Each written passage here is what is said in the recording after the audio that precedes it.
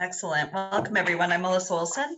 I'm from the Northeast chapter of the American Marketing Association. Welcome. We hope that you will find today's session on LinkedIn profile tips from Martha helpful. I know that the last few times that Martha's given us some helpful tips, I walked away immediately able to use whatever she had given us, and I'm sure today's session will be equally beneficial. A couple upcoming AMA events throughout the 3 chapters. There's going to be some additional career development coffees coming up in November. And Madison's got their October craft marketing coming up on October 27th. We've got a podcasting session coming up on October 28th. Milwaukee has a unique value proposition discussion coming up on October 28th. Milwaukee's got 5 things small businesses get wrong with their marketing. I know I'll be tuning in for that, November 19th. And then November 19th, we also have a session at noon on lead generation. Check out our websites for more information on events for either chapters in your area or chapters within one of our areas. We wanted to remind you that through the Milwaukee's connection with UW Milwaukee, they do offer some certifications for digital marketing. Please feel free to check it out. AMA Partnership gets 10% off the courses using the enhanced code for discounting. And now I'd like to introduce Martha with Big Shoes Network, who will be talking about LinkedIn tips for the day. And Martha, I'm going to stop sharing my screen so that you may share yours. This is the 3rd in a series of the Career Development Coffee. Let me click through here. Maybe it will let me, maybe it won't. There we go. Okay, so the first we looked at a personal audit of your tools, and that was getting really granular with tons of questions to help identify things that have been left out and to articulate some of the skills and volunteer work and experiences. The second in the series was to pour it through the filter of your resume, which means that perhaps you don't need that much detail for your resume, but now we're going to perk it up through your LinkedIn profile. And the LinkedIn profile that we have for our personal profile versus our business profile, so I'm going to focus on the personal profile, is like your personal brand site.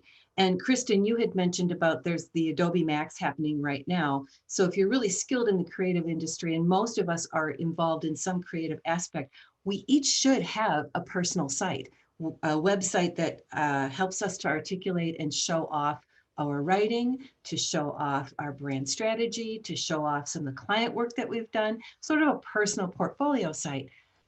But most of us don't. I know I don't. And so having a LinkedIn personal profile that's really robust can help supplement that.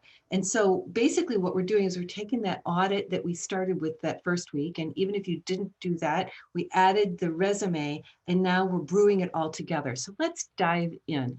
The very first thing that helps to identify sort of the creative bent, but also can make a connection when it comes to the LinkedIn profile is the banner at the very top, because that is what most people see first. And some of the examples that I'm going to share with you are actual LinkedIn profiles. Some of them are an amalgamation of things that I've seen done well and things that could be improvements. And so you'll see that some of them are kind of granular because I literally just snipped it from the actual profile. So here's one. This is Jennifer Grant, and I have it in black and white, but she's got a beautiful profile picture, but doesn't take advantage of the banner in the background. And there's 2 reasons that that visual is really important. One that I mentioned already, which is you can make a connection with that visual to go behind your profile picture. But the second thing is LinkedIn really likes those visuals. So you do want to take advantage of what the algorithm likes to help feed your profile to other people and to help enhance that experience. So that banner can be perhaps something that's an avocation or an area where you focus and target. I know someone who has the lakefront and with lots of sailboats on it. But in this case, Jennifer Grant wanted to identify what is part of her personal and professional brand here. And these are the areas that she is focusing on in her career.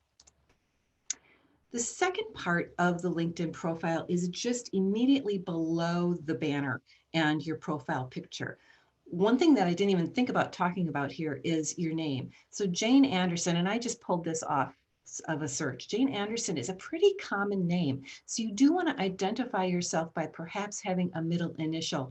And sometimes what I do is you want to identify yourself in order to make sure people haven't found your evil twin.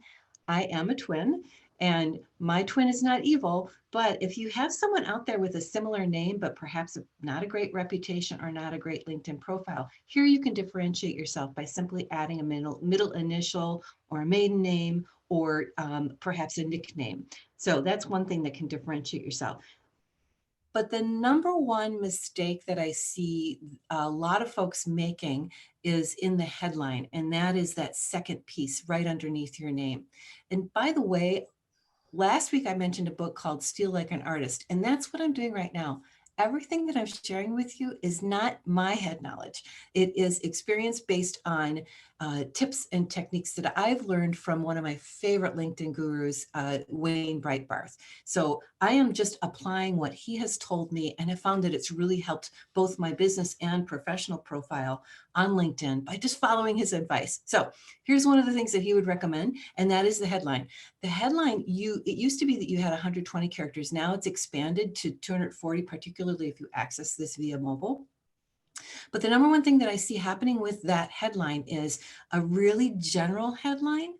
And this is, you want to think about search here. So you want in the headline, what are the skills? What is the title of the job that you want next or that you're currently in? And the other piece that I see people make a mistake is marketing and communications leader at Acme Company.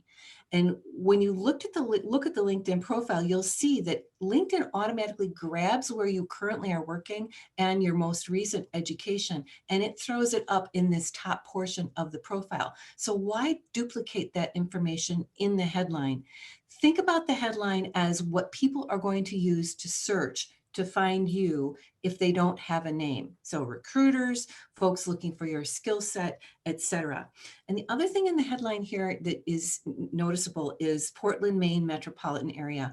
Sometimes what I'll see professionals do is they'll put their current location. Well, if it's Pulaski, Wisconsin, that's not a very broad city. You want to put the general metropolitan area where you want to work.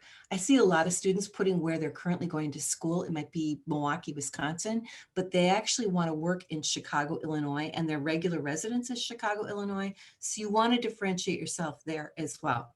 So here's a different profile that I pulled off of LinkedIn, John Pollard. And Steve, I think I found it because you're connected to him and I'm connected to you. And so this is what came up. And I love this profile, particularly at the top here. So he's in business for himself. So his banner identifies exactly who he is. Got a great profile photo. But then look at this. He's got marketing leader, chief marketing officer, VP of marketing, all of the key things that he wants to do, not necessarily the company that he's working at. So I think this is an outstanding example. One of the things that I want you to be aware of, though, when it comes to all of the content in your LinkedIn profile is spaces. So it is one way that you can kind of knock your profile a bit by not including spaces. And here's what I mean. How do people search when they're either typing or audio search? Hey, Google, show me marketing strategists in Madison, Wisconsin, or typing out on the search bar, marketing strategist, Madison, Wisconsin. It's not all one word. So for example, if I had in my headline, VP of marketing, comma, right away, and then space, brand strategist, or VP of marketing, this is called the piping symbol, brand strategist, no spaces. Then someone who's doing that search, your profile is not going to get fed to them because they're likely to type VP of marketing space, Milwaukee, Wisconsin space. So be very aware of those spaces. So you'll see in the top example, VP of marketing space, dash space, brand strategist, space, dash space, brand, advertising, whatever you want in that headline. The headline is like your H1 tag. It has the most weight in LinkedIn's algorithm. So this is really where you want to capture the key words that you want as far as your next opportunity. Right underneath your headline, I don't have it here because of the space limitations we have, but on LinkedIn, you're going to see highlights, and the highlights are the activity that you've been participating in recently. Then immediately below that is the next part of your profile that you can actually enter in. It's the about or the summary or whatever you want to call it section. And in this case, I've got a summary that I see, it's pretty common, and it's not a bad summary, but I want to focus a little bit more on that. So in this summary, what the example that I have is I'm an experienced marketing professional with 15 years under my belt and a proven track record. So we talked about this last time, but some of you may not have joined us during the last career development coffee. This is not a bad summary, whether it's at the top of your resume or it's part of a cover letter or it's in your LinkedIn profile or it's what else do we need to know about you when you're applying for opportunities. However, it is saying what I already know based on the top of your LinkedIn profile in that banner section. So you want to not repeat too much simply because people have short attention spans. For example, I can tell just by the top of your banner that you're an experienced marketing professional if you've done the things I've talked about. Most marketing professionals, if they have a lot of experience, have a proven track record, right? Plus that's sort of a overused phrase. And bottom line results, well, I would hope you have bottom line results because that would make you a successful marketer. Now, I'm going to throw it out to the chat here, and I'm not monitoring the chat, so if one of my AMA partners can do so. The first 3 people that can give me the correct answer to this question, I'm going to shoot you a pair of socks, which is our Big Shoes Network tchotchke. So looking at this statement, tell me how many times I, my, me appears in this statement. First 3 people with the correct answer. I'll give you a second.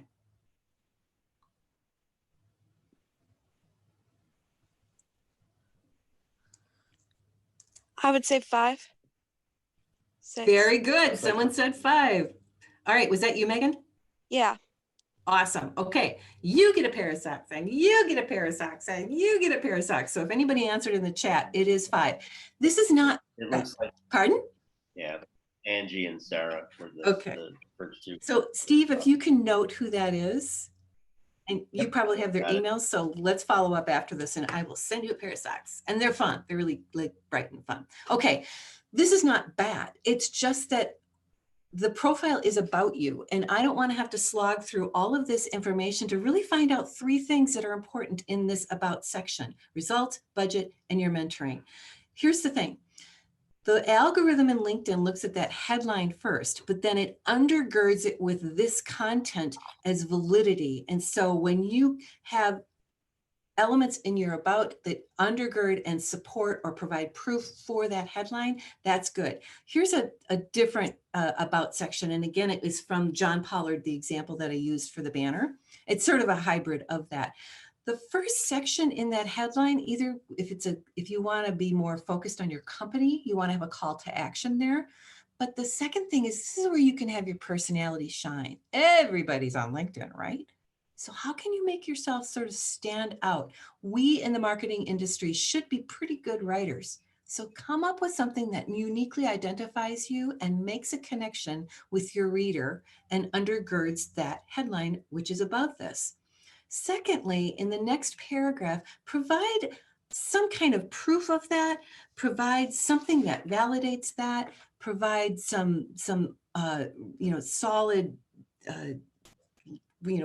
content in this second paragraph. And it can be a lot longer than this. You have 2,000 characters in the whole profile here, or in the whole about section. And then maybe identify the industries, the roles, the cities that you're focusing on. Perhaps you don't have a lot with regard to those things, but I also encourage people to include their interpersonal skills, public speaking, communication skills, analytics, that kind of thing, and then perhaps some of your technical skills. So Kristen, you mentioned Adobe Creative Suite. I would put Adobe Creative Suite : Photoshop, Illustrator, InDesign, Microsoft Office, Word, Excel, PowerPoint, list them out again with that spacing, because the algorithm is not going to make an assumption. So if you have MS Office, but someone's looking for a professional with the skills of PowerPoint, Excel, Outlook 365, the algorithm doesn't make an assumption. If it isn't in there, it's going to go, well, this person doesn't have that skill set. So get those specifics in that about section. And it can be a little farther down, because honestly, only about 3 lines of the about section are going to actually appear on that initial screen in your LinkedIn profile.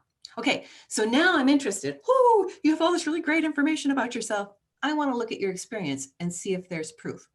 So I've pulled a LinkedIn profile experience section that is good in one way, in that oftentimes I get people who are seasoned professionals who've worked at one company for a long time. You want to show progression. So don't just include your last job title in that company.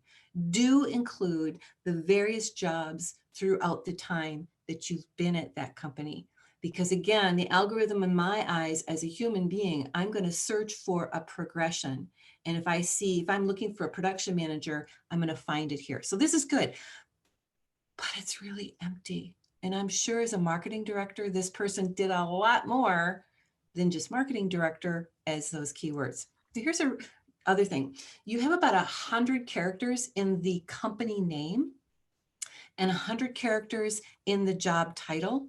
So if it's not really clear what kind of company you're working for, you can add that after the actual company name. So I don't know who Octane Marketing is, but it is a $3 billion global consumer packaged goods, healthcare, and energy services agency.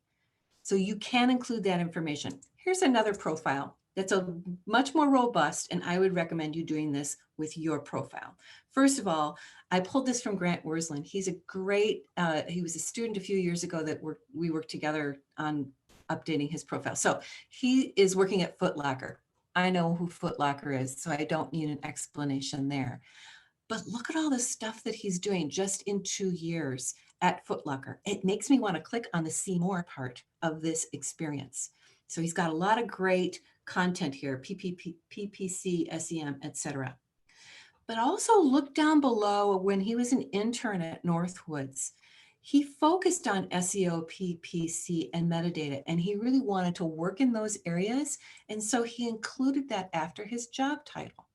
So now we have 2 examples of you can expand the search results and you can expand people's knowledge of your skill sets by adding to the company title if you need to, or by adding to your job title if that will help, because that has a little bit more weight than the content down below. Here's the other thing. The content down below is again undergirding and providing proof to that headline based on the current algorithms in LinkedIn. So you do want to include more detail here than perhaps you have in your resume. And it is okay to repeat when it comes to your LinkedIn profile. Okay, education. So we've looked at the banner, we've looked at the about, we've looked at the experience. In the education section, you want to be sure, the number one thing that I see done here is most people, not most, a lot of people misspell the college they went to or the high school. Do include your high school too, because you never know if that makes a connection. I've gotten business from both my old high school as well as the peers that I went to high school with just because of having it in my LinkedIn profile. So you want to be sure that it's spelled correctly as well as the degree that you got. A lot of times people put that they got a Bachelor of Arts, but they actually got a Bachelor of Science. And this isn't going to eliminate you, but it might be a ding if someone's coming back a 3rd and 4th time to your profile to actually recruit you. So put the activities that you did in that school, any significant standout information, graduated magna cum laude, dean's list, all that kind of thing. But also after education in LinkedIn, you can include licenses and certifications. Now, in this case, he got a Google Analytics individual qualification and it's expired, but that's okay. Include those certifications. And if you're certified, excuse me, if you're certified in other areas that perhaps aren't related to the technical aspects of your job, include them. So for example, I'm a prepare, enrich facilitator through my church because we work with couples that are getting married. And I've included that here. And actually, this organization has approached me to be a trainer for their organization. I'm not interested in that right now, but I might be in the future. So you never know where these certifications, even if it isn't within your wheelhouse of career, can actually provide and undergird your future career or make connections for you. All right, how about volunteer activities? And I'm going to really speed through because we're running out of time, but do include your volunteer activities. So once again, I have some of the more professionally ones in my LinkedIn profile, and I see that a lot as well. Here's where I don't do very well. And this is, like the cobbler's shoes. I have to go back and add a little content to this volunteer activity. What do I do as an advisory board for the Marquette School of Marketing? What do I do in the Marketing Advisory Committee for USO Wisconsin? And then finally, I've included that volunteer experience that I do at my church. So if you're volunteering at UPAF, maybe at the Reading Project for Madison, perhaps in Northeast Wisconsin, I know they have a robust food bank up there. So do include those because again, you never know when that will be a connection and you never know when it provides a career opportunity. I did some capital writing proposals and grant writing for a capital campaign for the school that my kids went to school for. And we won a grant from the Bill and Melinda Gates Foundation. Well, that's in my volunteer because Bill and Melinda Gates Foundation is a significant search term. Okay, volunteer. And then endorsements. And I pulled Jared Wise endorsements off of his LinkedIn profile. And by golly, as soon as I looked at his profile, he was looking at my profile. And he is the one that is going to be speaking for the craft marketing presentation next week, Tuesday, through AMA Madison. So I'm just giving you this little teeny tiny thumbnail sketch of what you can do with your LinkedIn profile, but his is going to be a lot more robust. I'm focusing on what you can use your profile for as a personal brand, but he's also going to focus on it for your business brand. So when it comes to skills and endorsements in LinkedIn, you can include what your skills and endorsements are your skills are, and then people will come and look at your profile and endorse you accordingly. You can arrange those with like the top 5 that you want to focus on, and you can circle back and rearrange them in the future if you're finding that perhaps it's not working for you or you want to focus differently and take a new direction in your career. And then the last thing I want to focus on is the hard part, because we in the Midwest are really super humble and friendly, and it's hard to ask people for recommendations, but it really provides a lot of solidity to your LinkedIn profile, for the human reader, but also for the algorithm. LinkedIn loves those recommendations. And it's like asking someone, do you love me? He loves me. He loves me not. He loves me. Because what if I ask for a recommendation and they say no? Oh, it's like a knife to my heart, right? Because I want people to like me. But I was in a seminar last week and the guy was like, when it comes to this stuff, you got to have a what the hell approach, right? So suck it up and ask for those recommendations. And when asking for the recommendation, sometimes it helps to help the person. So it was a pleasure meeting you all today. If you found anything in the last 3 sessions valuable, would you write a brief LinkedIn recommendation on my profile? Something like, oh, I reached out to Martha for XYZ support, and the steps she provided helped me create a more robust LinkedIn profile. And then in the ask for the recommendation, include the steps for how to write a LinkedIn profile. Because sometimes, it's too much work. I don't want to go to LinkedIn, So help the person write that profile by providing a smidgen of content, but then tell them, go to the more button, click on the recommend on the drop down, or perhaps if you want to request a recommendation through LinkedIn, you would do the other item, which is request a recommendation. When you click on recommend, it's going to ask the person, how do you know Martha?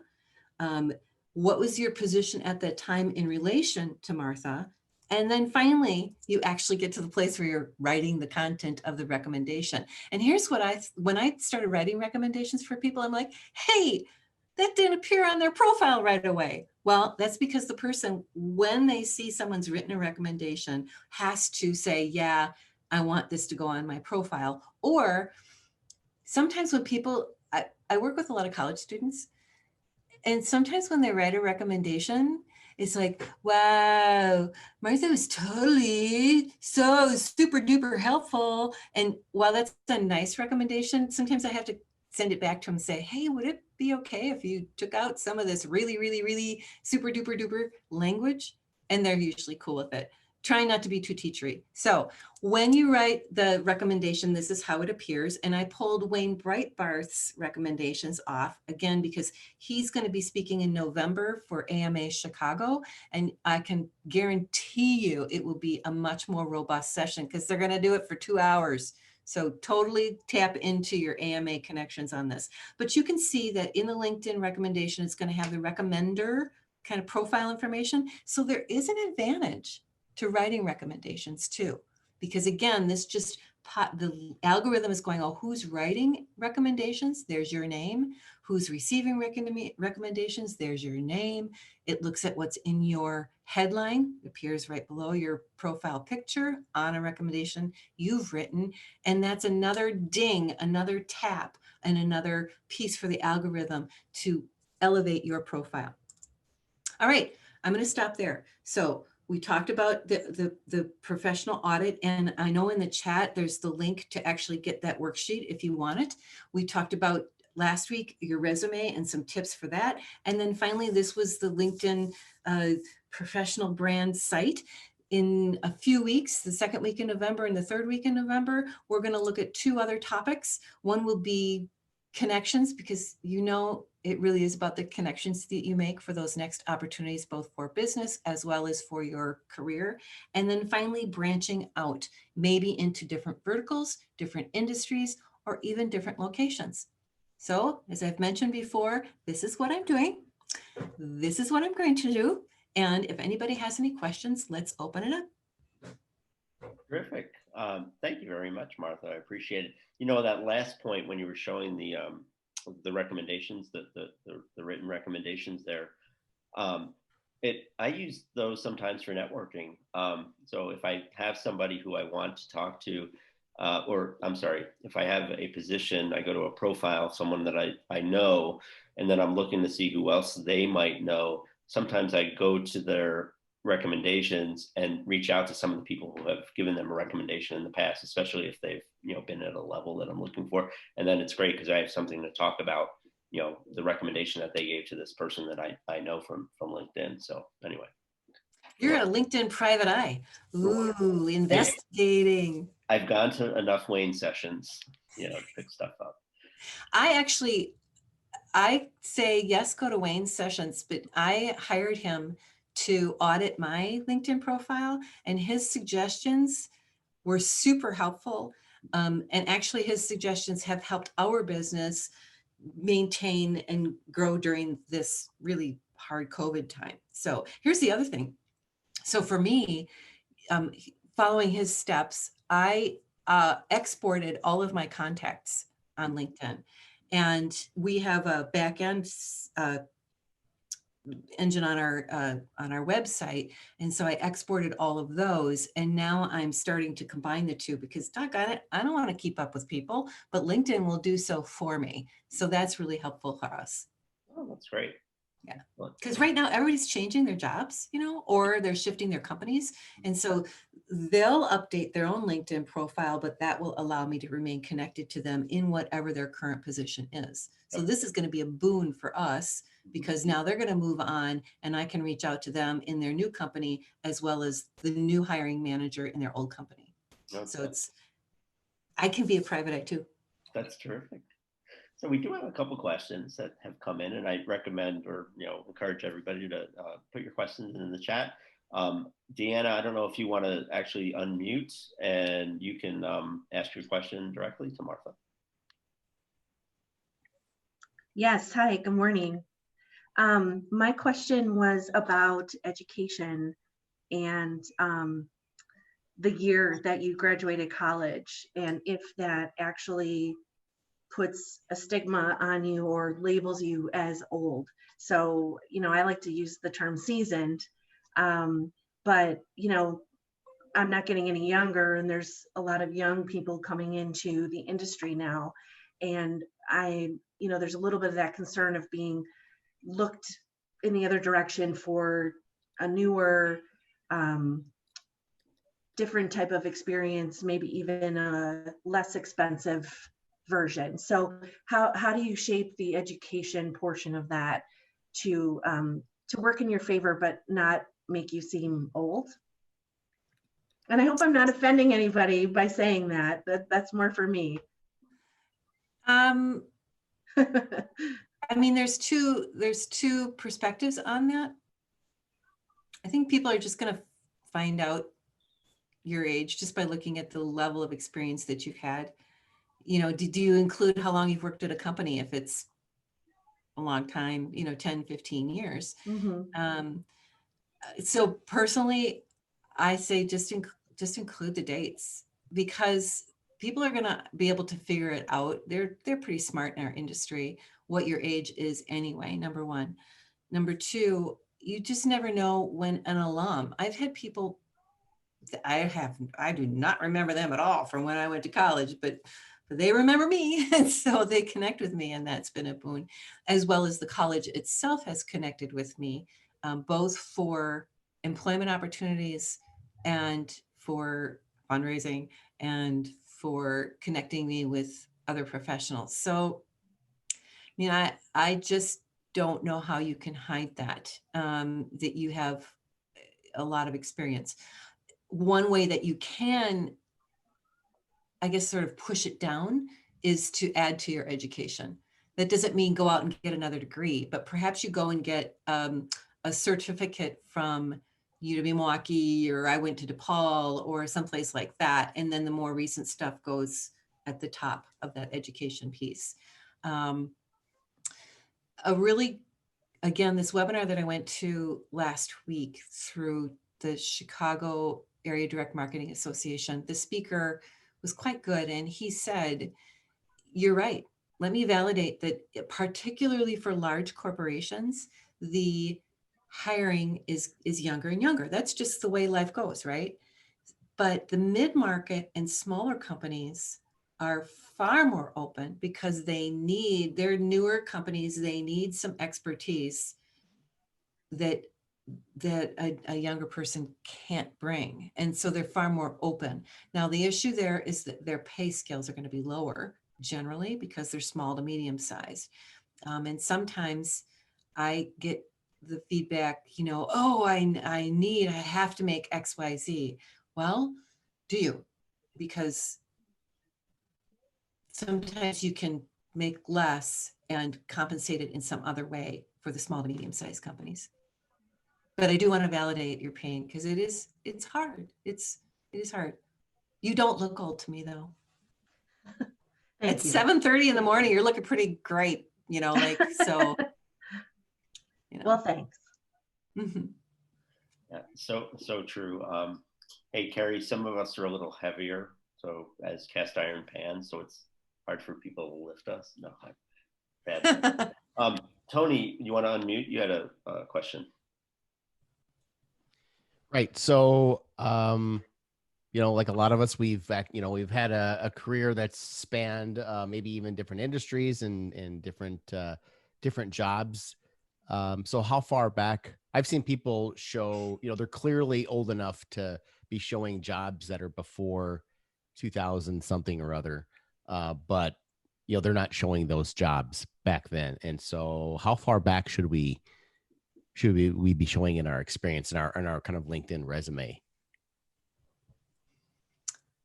Again, that's another call, because it can work for you and it can work against you. It can work for you because someone might be doing a search for someone with your skill set at a particular company. If you do choose to include everything back since '01, be sure that the company name is updated, because a lot of times those companies change hands, and you want the most recent company name, even if it's back to 1984, for example. Back in 1996, I worked at Manpower. Well, now it's called Manpower Group. So you want to make sure that that's updated. And that can work in your favor, again, because of the search.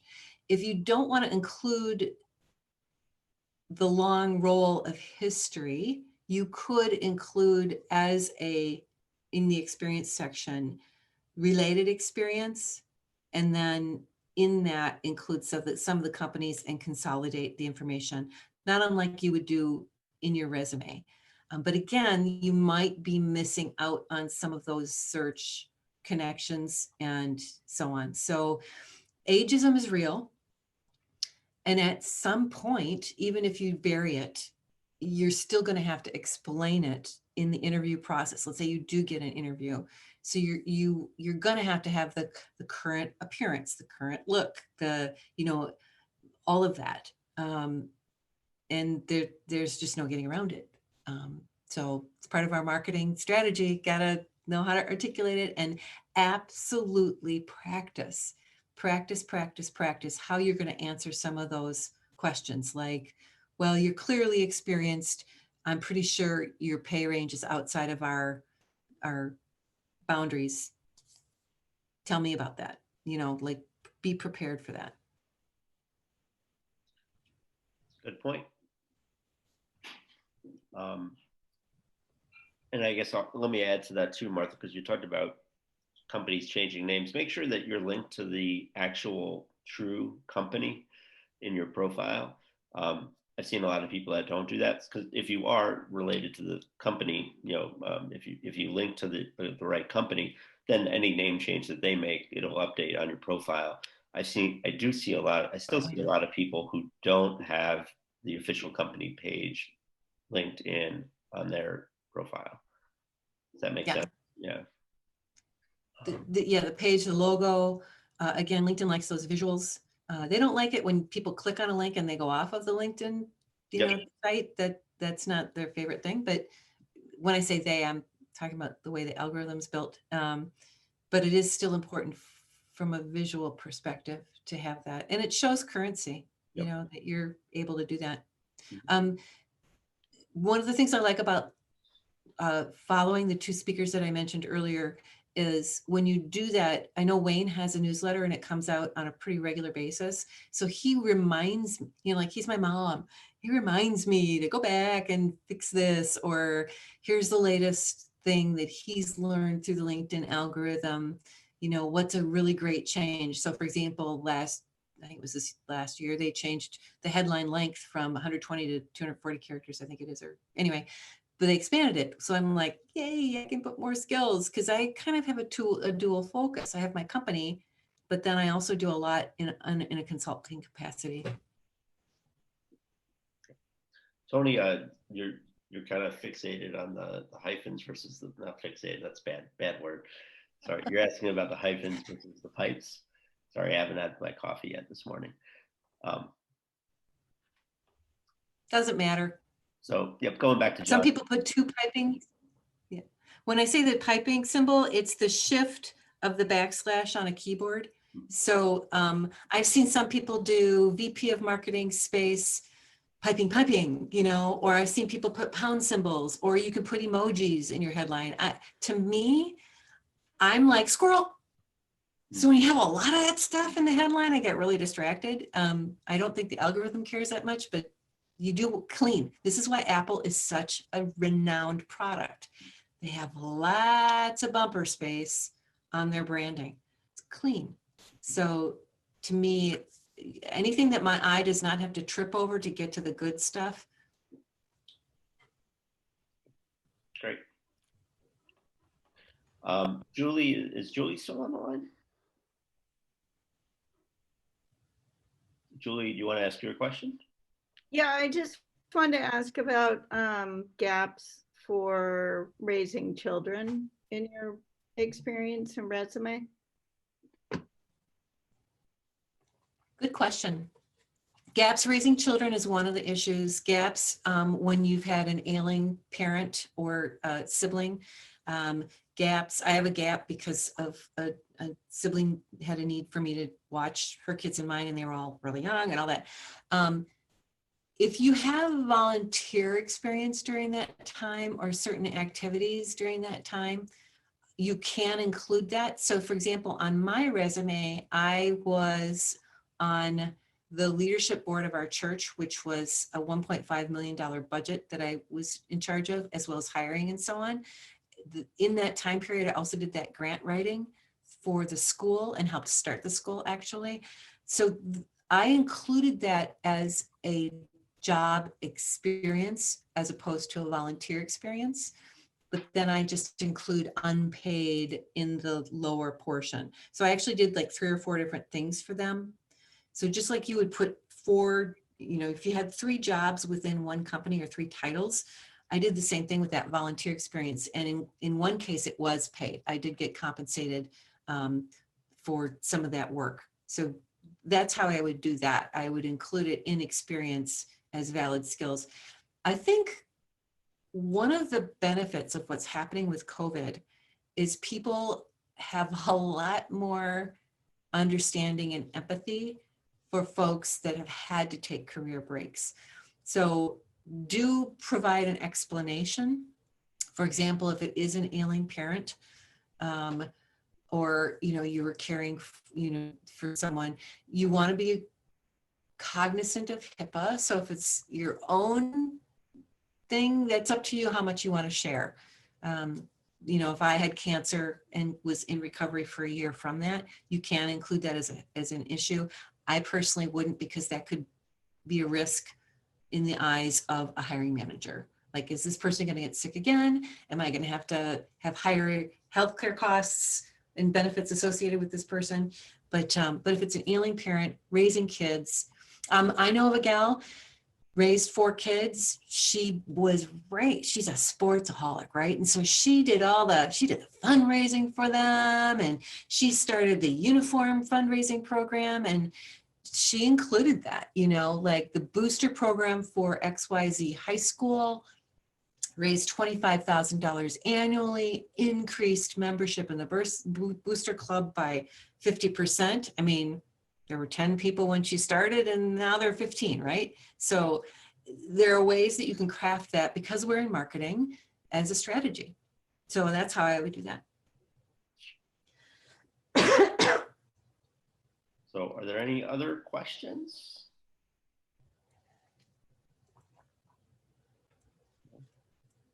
Well, if you want to learn more about LinkedIn, as Martha had mentioned, we do have craft marketing on Tuesday at 4 o'clock here in Madison, virtually. So feel free to join us. And otherwise, I guess we can stay on the line. We've had some interesting conversations the last couple of weeks. So happy to stay on the line. And Martha, I think you usually have a little bit of time. Does that still work today? Do you have some time? Yeah, and by the way, thank you, AMA Northeast Wisconsin, AMA Milwaukee, AMA Madison. This was an amazing collaboration. And honestly, I don't know that I've worked with professional associations that have been more collaborative than this. This has been amazing. So y'all have done a great job. Put it on your LinkedIn profile, Yeah, creating a consortium. Yeah, thanks, Melissa, for that. And Yep. Thank you, Steve and Martha. Thanks, Martha. Appreciate it. Great content. Anybody else? Anybody have anything they want to share?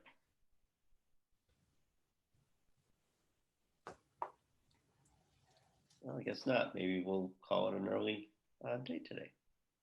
Cool. So Steve, you have in the chat, let me look in the chat. Did we get the names of the folks that won?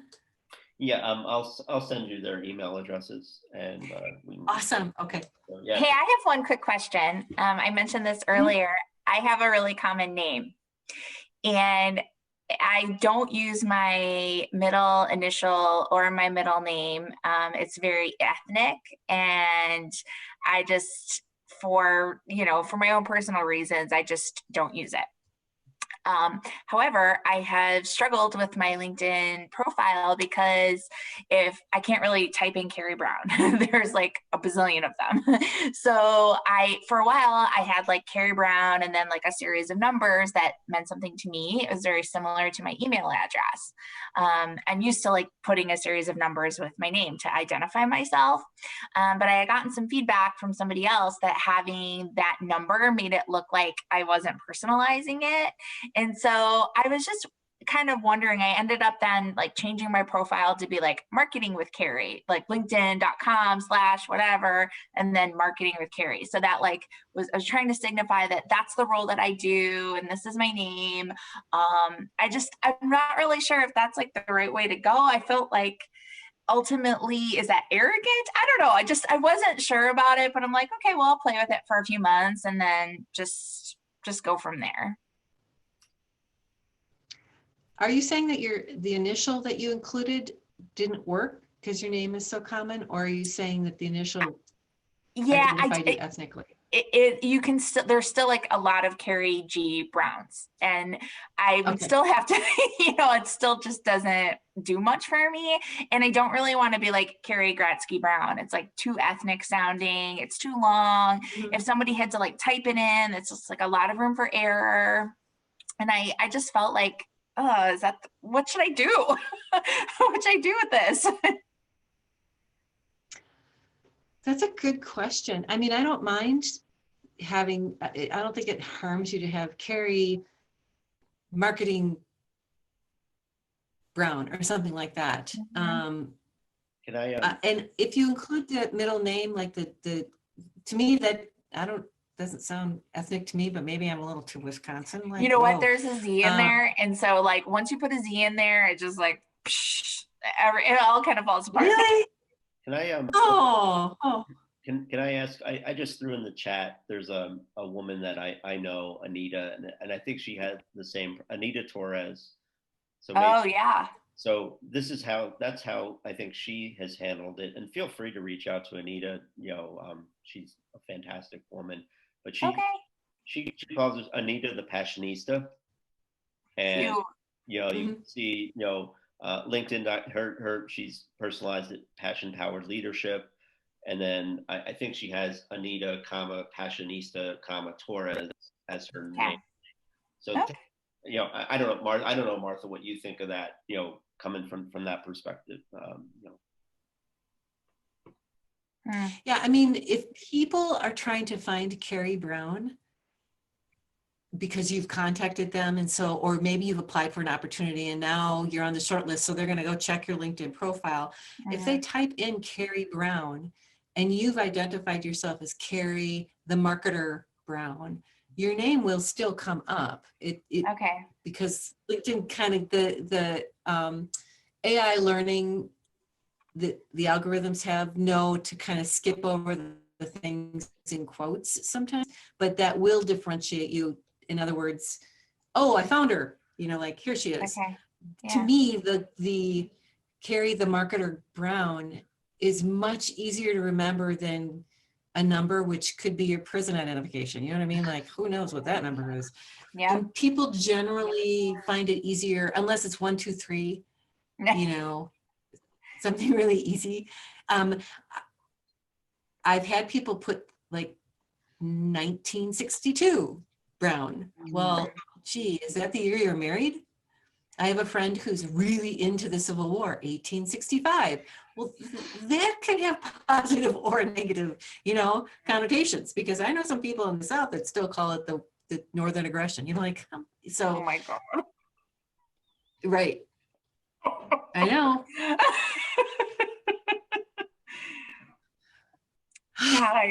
So Midwestern. So when you do that, that's a safe thing, and see if it works.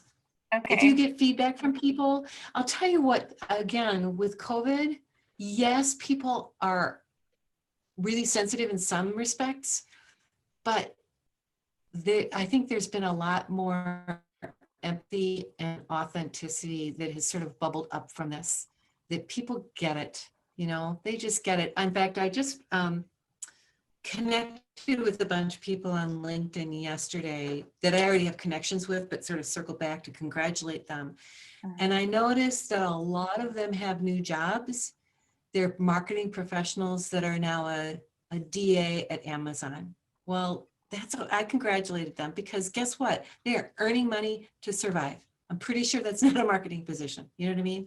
Or a car salesperson at a high-end automobile place for someone that had been in advertising. So, you know, it used to be like, wow, what happened to him? Well, now people know, and it's okay. And come on, let's work through this together.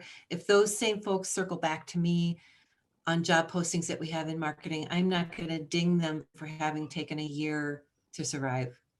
Okay. Okay. All right. Thanks so much, Martha. I really Good appreciate luck. it.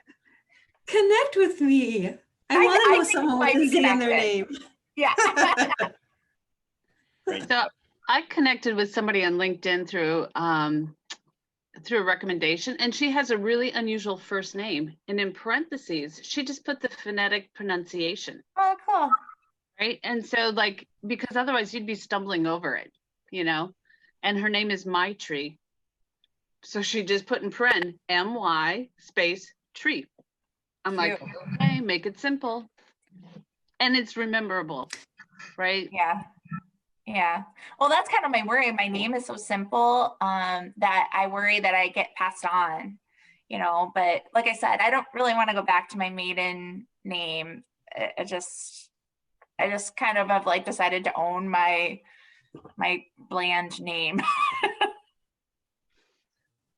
Bland names are great because you're also going to get caught up in searches where they weren't looking for you, and now they're like, oh, who is this person? And find you that way. Yeah. So it's a double-edged sword here. It can work to your advantage. Work it, girl, work it. Yeah. You can your name's great. And it's easy. So my twin, I'm a Martha, and my twin is Walter. You could, like, those are such old-fashioned names. I was Marty for a while just to deny it, and then I got over it and owned it again. Also with LinkedIn, you can, if you have a really unusual name that's hard to pronounce, you can vocally record it. You'll see a little speaker symbol so that people, because honestly, people really do want to do it right, to get it right, and that helps them. And Wayne will tell you to use that, not just to do the correct pronunciation of your name, but to add a little 10-second commercial about you and your brand. For that audio recording. But you know what? The reason I don't do it is I have a plebeian lisp. So when I was in second grade, I had to go through all this therapy, and I'm really self-conscious about it. So I don't think my voice is that attractive. Anyway, that's a really good idea though. Like, especially if you're, you know, a hardcore salesman or something like that, that's a great way to put yourself out there, and, you know, definitely something I'm going to recommend to the sales team I work with. So the other thing is you can change it. That's the nice thing. So that, you know, perhaps I want my LinkedIn profile to remain the same, but there's a nuance that I want to include. So that's a good way of doing that, you know. Although I'd be interested to see how many people click on it. Just, you know, Carrie Brown. I know. I don't. Wouldn't I you mean, love maybe to- that's why they would click on it. If I, you know, because they're like, well, what on earth could this chick possibly have to say about her name? But I would also venture a guess, and perhaps this is a question for Wayne or Jared.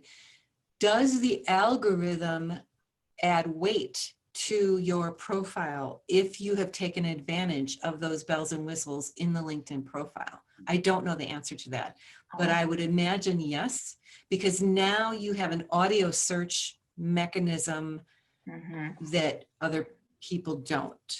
But I do think it would be really funny. Like, okay, so Halloween's coming up. If maybe you change the recording to Martha Kerrigan, you know, like something like that. Can I hire you? Have fun with it. Can I hire you? Or the witchy poo laugh, something like that. Anybody else want to have a question or anything they want to share? Not for me. Thank you so much, Martha. It was great to see all you guys. I'm gonna Thank you. get on with this day here. Happy Wednesday. Bye. Here. Thank you, Martha. Yeah, Thank you. my Thanks very much, pleasure. Thanks, Martha. everybody. See you guys in November.